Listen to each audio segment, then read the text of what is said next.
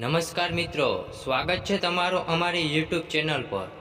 મિત્રો, આજના પવિત્ર અને આનંદમય અવસર નવરાત્રિના દિવસે અમે તમને બતાવવાના છીએ એવા ખાસ ઉપાય જે તમારા ઘરમાં સુખ, શાંતિ અને સમૃદ્ધિ લાવી શકે છે। નવરાત્રિ માત્ર તહેવાર નથી, પરંતુ માતાજી દુર્ગાની ભક્તિ અને આશીર્વાદ મેળવવાનો ઉત્તમ અવસર છે। આ 9 દિવસોમાં કરેલા નાના ઉપાયો પણ જીવનમાં મોટો ફેરફાર લાવી શકે છે। આજે આ વિડીયોમાં તમે શીખશો કે કેવી રીતે 11 ચોખાના દાણા, દીવો, કન્યા પૂજન, ઉપવાસ, સાત્વિક ભોજન અને દાન દ્વારા ઘરમાં સકારાત્મક ઉર્જા સ્થાપિત કરી શકાય। તૈયાર થઈ જાઓ, કેમ કે આપણે વિગતવાર જાણશું દરેક પગલાં, જેથી નવરાત્રિ દરમિયાન તમે પણ આ પાવન પરંપરાને શ્રદ્ધા અને ભક્તિ સાથે અનુસરીને તમારા ઘરમાં માતાજીનો આશીર્વાદ લઈ શકો। ચાલો શરૂ કરીએ અને જાણીએ કે નવરાત્રિમાં શું કરવું તે શ્રેષ્ઠ અને ફળદાયી રહેશે।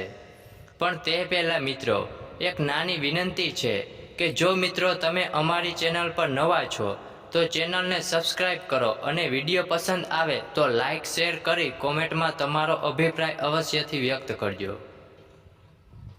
મિત્રો, નવરાત્રિના પવિત્ર દિવસોમાં ઘરની શુદ્ધિ અને માતાજીનું સ્થાપન કરવું ખૂબ જ મહત્વપૂર્ણ માનવામાં આવે છે। કહેવાય છે કે જ્યાં ગંદકી હોય ત્યાં દેવી દેવતાઓનું નિવાસ થતું નથી અને ઘરમાં નકારાત્મક ઉર્જા ફેલાય છે। એટલા માટે નવરાત્રિ શરૂ થાય તેના એક દિવસ પહેલાંથી જ ઘરની દરેક ખૂણાની સફાઈ કરવી જોઈએ। ખાસ કરીને જ્યાં માતાજીનું સ્થાન બનાવવાનું હોય ત્યાં ધૂળ, ઝાડા અને તૂટેલી વસ્તુઓ દૂર કરી દેવી જોઈએ। સવારમાં વહેલા ઉઠીને સ્નાન કરો અને શક્ય હોય તો લાલ કે પીળા રંગના સ્વચ્છ કપડાં પહેરો। પછી ઘરમાં માતાજીનું સ્થાન કરો। લાલ રંગનું સ્વચ્છ કપડું પાથરો અને ત્યાં માતાજીની મૂર્તિ અથવા સુંદર ફોટો સ્થાપિત કરો। સ્થાપન કરતી વખતે દીવો પ્રગટાવો, ધૂપ કરો અને ગંગાજળ છાંટી સ્થાનને પવિત્ર બનાવો। માતાજીને ફૂલો, ચોળી, કુમકુમ અને અક્ષત અર્પણ કરો। આ સમયે મનમાં એક જ સંકલ્પ લો કે આ 9 દિવસ તમે પૂરેપૂરી ભક્તિથી પૂજા કરશો અને માતાજી પાસે પ્રાર્થના કરો કે તમારા જીવનમાંથી તમામ દુઃખ, ગરીબી અને બીમારીઓ દૂર થાય અને ઘરમાં શાંતિ, સમૃદ્ધિ અને સકારાત્મક ઉર્જાનો પ્રવેશ થાય। સ્થાપન પૂર્ણ થયા પછી માતાજીને નૈવેદ્ય અર્પણ કરો અને પ્રથમ દિવસની પૂજા કરો। માન્યતા એવી છે કે જ્યારે માતાજીનું સ્થાપન ભક્તિપૂર્વક કરવામાં આવે છે ત્યારે ઘરમાંથી નકારાત્મકતા દૂર થાય છે, અટકેલા કામ સાફ થાય છે અને માતાજીનો આશીર્વાદ ઘરમાં વરસવા લાગે છે। આથી નવરાત્રિના બધા દિવસ વધુ ફળદાયી બની જાય છે। મિત્રો, માતાજીનું સ્થાપન પછી બીજા દિવસે અથવા દરરોજ નવરાત્રિ દરમિયાન કરવાનું સૌથી મહત્ત્વનું કામ છે માતાજીના ચરણોમાં દીવો પ્રગટાવો। કહેવાય છે કે દીવો માત્ર પ્રકાશ નથી ફેલાવતો, પરંતુ ઘરમાંથી અંધકાર અને નકારાત્મક શક્તિઓ દૂર કરે છે। દીવો એટલે આશાનો પ્રતીક, જીવનમાં નવી શરૂઆત કરવાનો સંકેત। સવારે સ્નાન કરીને સ્વચ્છ કપડાં પહેરો, માતાજીના ચરણોમાં લાલ કપડું પાથરેલું હોય ત્યાં જાઓ અને એક કાંસાની માટીની નાની દીવટી લો। હવે તેમાં શુદ્ધ ઘી અથવા તિલનું તેલ ભરો અને વાતી તૈયાર કરો। આ સમયે 11 ચોખાના દાણા લો અને ધીમેથી દીવામાં નાખો। ચોખાના દાણા સમૃદ્ધિ અને અખંડ સુખનું પ્રતીક છે, એટલે તેઓ દીવાના પ્રકાશ સાથે તમારી ઈચ્છાઓને બ્રહ્માંડ સુધી પહોંચાડે છે। દીવો પ્રગટાવતા સમયે આંખો બંધ કરીને માતાજીનું સ્મરણ કરો અને મનમાં પ્રાર્થના કરો કે મારા જીવનમાં જે મુશ્કેલીઓ છે તે અંધકારની જેમ દૂર થઈ જાય અને મારું ઘર સુખ, સમૃદ્ધિ અને પ્રકાશથી ભરાઈ જાય। દીવો પ્રગટાવીને માતાજીને આરતી કરો। શક્ય હોય તો પરિવારના બધા સભ્યો સાથે મળીને આરતી કરો, જેથી ઘરના સારા વાઇબ્રેશન બને અને દીવો એવી જગ્યાએ રાખો કે તે આખી સાંજ અને રાત સુધી જલતો રહે। કહેવાય છે કે જ્યાં દીવો સતત જલતો રહે છે ત્યાં નકારાત્મક શક્તિઓ પ્રવેશ કરતી નથી। આ ઉપાય કરવાથી ઘરમાં શાંતિ આવે છે, પરિવારના સભ્યો વચ્ચે પ્રેમ વધે છે અને અટકેલા કામો સાફ થવા લાગે છે। નવરાત્રિના દરેક દિવસે દીવો પ્રગટાવવાથી માતાજીનો આશીર્વાદ સતત મળતું રહે છે અને જીવનમાં સકારાત્મક ઉર્જા પ્રવેશ કરે છે.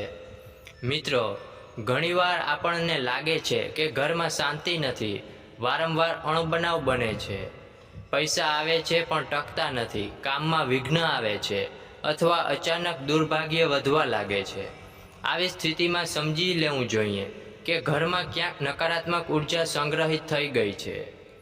નવરાત્રિના આ પવિત્ર સમયમાં આપણે આ નકારાત્મકતા દૂર કરી શકીએ છીએ અને સકારાત્મકતા ઘરમાં લાવી શકીએ છીએ. માત્ર 11 ચોખાના દાણા વડે. આ ઉપાય સાંજના સમયે કરવો ઉત્તમ છે. સૌપ્રથમ માતાજીનું ધ્યાન કરીને દીવો પ્રગટાવો. હવે એક નાની થાળીમાં 11 ચોખાના દાણા લો. બંને હાથમાં આ દાણા પકડીને આંખો બંધ કરો અને માતાજીને પ્રાર્થના કરો કે તમારા ઘરેથી દરેક પ્રકારની નકારાત્મકતા, દુઃખ અને અશાંતિ દૂર થાય. હવે આ ચોખાના દાણાને લઈને ઘરના દરેક ખૂણામાં ફરવું શરૂ કરો. ધીમેથી દરેક ખૂણે દાણા ફેરવો અને મનમાં માતાજીનું નામ લો. અંતમાં ઘરની બહાર દરવાજા પાસે આવીને આ દાણા બહાર જમીન પર મૂકી દો અથવા ફેંકી દો. આ સમયે મનમાં કલ્પના કરો કે હવે તમારા ઘરમાંથી બધી નકારાત્મક શક્તિઓ બહાર નીકળી ગઈ છે અને ઘર પ્રકાશથી ભરાઈ ગયું છે. ઘરમાં પાછા આવીને દરેક દરવાજા પર થોડું ગંગાજળ કે સાદું પાણી છાંટી લો, જેથી બહાર ફેંકેલી નકારાત્મકતા પાછી અંદર ન આવે.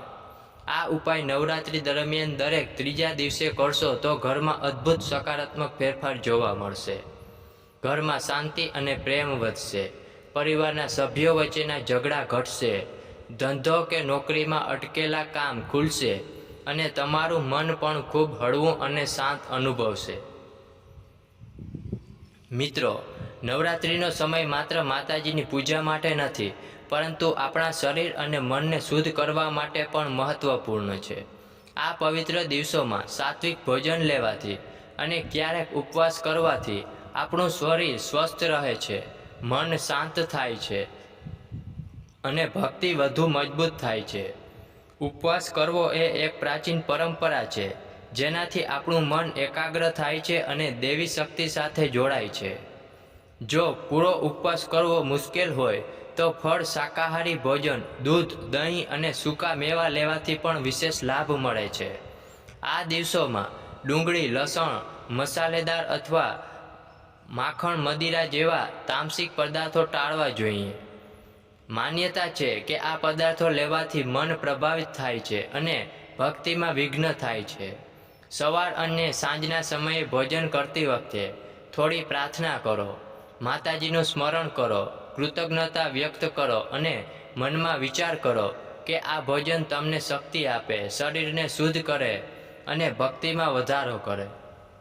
નવરાત્રિ દરમિયાન જો દરરોજ સાત્વિક ભોજન અને ઉપવાસ સાથે માતાજીની આરતી, સ્તુતિ અને ચોખાના દાણાનો ઉપાય જોડાય તો ઘરમાં સુખ, શાંતિ અને સમૃદ્ધિ સતત બની રહે છે. આ રીતે પૂજા અને ઉપવાસ સાથે જીવનમાં ઉર્જા, પ્રગતિ અને સકારાત્મક પ્રવેશ કરે છે. મિત્રો, નવરાત્રિમાં અષ્ટમી અને નવમીના દિવસે કરાતો વિશેષ ઉપાય છે કન્યા પૂજન. આ દિવસોમાં 9 વર્ષની અથવા નાના ઉંમરના કન્યા બાળકોને ઘેર બોલાવીને માતાજીનું સ્વરૂપ માનવામાં આવે છે. કહેવાય છે કે કન્યા પૂજન કરવાથી ઘરમાં દેવી લક્ષ્મીનું નિવાસ થાય છે, દેવી આશીર્વાદ મળે છે અને જીવનમાં સુખ, શાંતિ અને સમૃદ્ધિ વધે છે. સવારના સમયે કન્યાઓને ઘેર બોલાવો અને પહેલાં તેમના પગ ધોઈને સ્વચ્છ કરો. ઘરમાં ફૂલો, લાલ ચોરી અને ફળ, સ્વીટ્સથી તેમની સકારાત્મક ભાવના વ્યક્ત કરો. કન્યાઓ માટે નૈવેદ્ય તૈયાર કરો, ફળ, મીઠાઈ અને સાત્વિક ભોજન. આ દરમિયાન તમે મનમાં પ્રાર્થના કરો કે માતાજી આ કન્યાઓના રૂપે આપના ઘરમાં આવેલ છે અને ઘરમાં શાંતિ, સુખ અને સમૃદ્ધિ લાવી છે. કન્યા પૂજન પછી તેમના પગ ધોઈને ભોજન કરાવો. દરેક કન્યાને નાની ભેટ આપો, જે તે કપડાં, ફૂલ કે મીઠાઈ હોય તે. માન્યતા છે કે આ દિવસે શ્રદ્ધા અને ભક્તિ સાથે કરેલા કન્યા પૂજન અને ભોજનના ઉપાયથી ઘરમાં પાવરફુલ સકારાત્મક ઉર્જા પ્રવેશ કરે છે અચાનક મુશ્કેલીઓ દૂર થાય છે, ધંધો અને નોકરીમાં લાભ થાય છે, પરિવારમાં પ્રેમ અને સ્નેહ વધે છે. નવરાત્રિ દરમિયાન આ પદ્ધતિ નિયમિત રીતે કરવાથી માત્ર માતાજીનો આશીર્વાદ જ નહીં મળે, પરંતુ જીવનમાં વધતી પોઝિટિવિટી, શાંતિ અને સમૃદ્ધિ દર્શનીય રીતે અનુભવાય છે. મિત્રો, નવરાત્રિમાં શ્રદ્ધા અને ભક્તિ સાથે કરેલા ઉપાય જેટલા મહત્વપૂર્ણ છે, તેટલું જ મહત્વનું છે દાન અને પૂર્ણ કરવું. કહેવાય છે કે ગરીબોને અનાજ, કપડાં, પૈસા કે અન્ય જરૂરી વસ્તુઓ આપવાથી માતાજી ખૂબ પ્રસન્ન થાય છે અને ઘરમાં સમૃદ્ધિ અને શાંતિ વસે છે. નવરાત્રિના આ પવિત્ર સમયમાં જ્યારે તમે દાન કરો છો, ત્યારે તમારું મન શુદ્ધ રહેવું જોઈએ. દાન આપતા પહેલાં એક નાનું પ્રાર્થના કરો, માતા દુર્ગા, આ દાન દ્વારા તમે મારા ઘરમાં સુખ, સમૃદ્ધિ અને સુખાકારી લાવો. દાન કરતી વખતે કેટલીક બાબતો ધ્યાનમાં રાખશો. શક્ય હોય તો ગરીબ અને જરૂરિયાતમંદ લોકોને જ સીધા આપો, જ્યારે તેઓ જોઈ શકે. ફૂલો, ફળા અથવા નાની ભેટ સાથે આપશો તો આ કાર્ય વધુ ફળદાયી બને છે.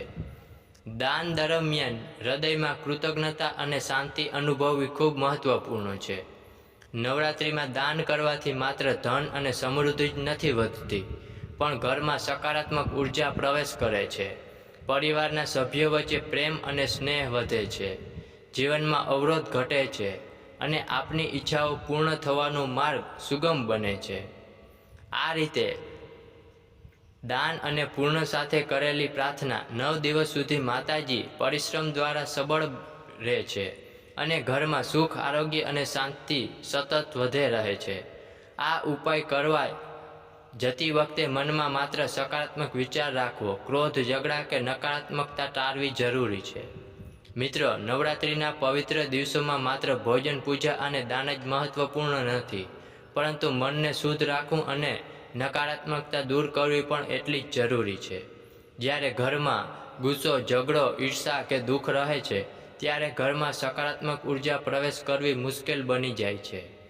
નવરાત્રિ દરમિયાન શ્રદ્ધા અને ભક્તિ સાથે કરેલા ઉપાય ઘરમાં સકારાત્મક ઉર્જા લાવવાનું સૌથી શ્રેષ્ઠ સાધન છે. દરરોજ સવારે સ્નાન કરીને સ્વચ્છ કપડાં પહેરો, દીવો પ્રગટાવો, ધૂપબત્તી કરો અને માતાજીના ચરણોમાં ચોખાના દાણા અર્પણ કરો.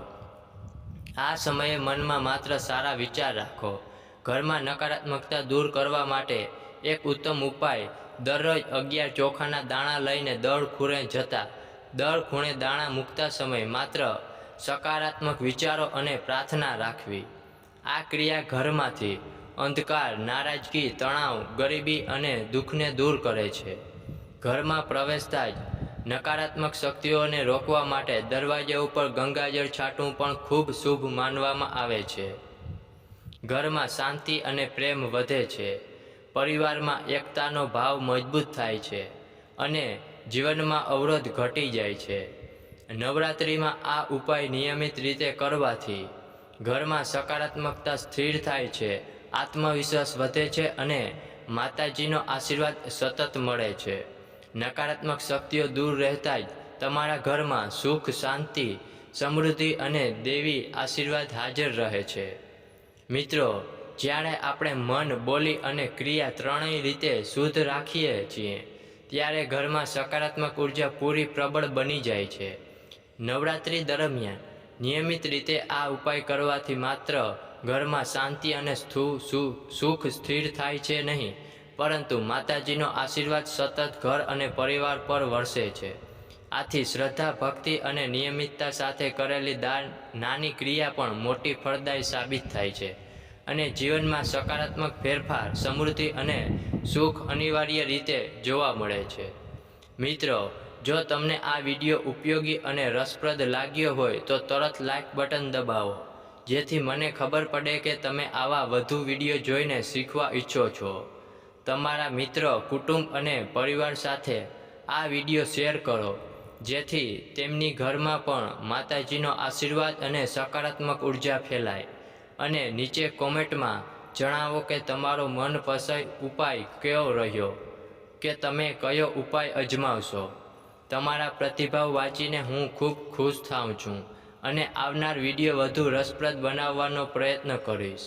જય માતાજી.